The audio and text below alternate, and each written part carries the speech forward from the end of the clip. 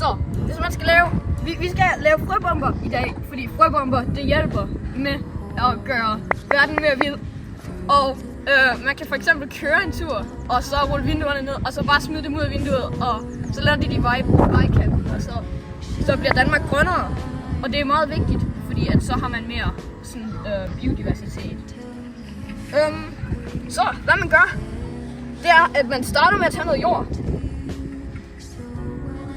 Så putter man det her, sådan, ja.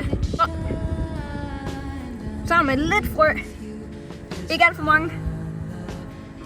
Så maser man det sådan lidt sammen. Så har man noget mere jord. Putter det oveni. Masser det sammen. Og så tager man måske lige at dyppe sine fingre i noget vand.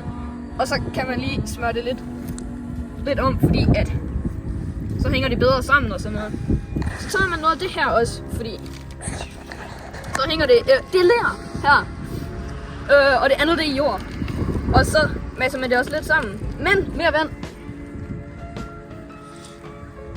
Og så tager man en lille smule mere jord, putter det oveni, så at man til sidst har en vellykket frøbombe.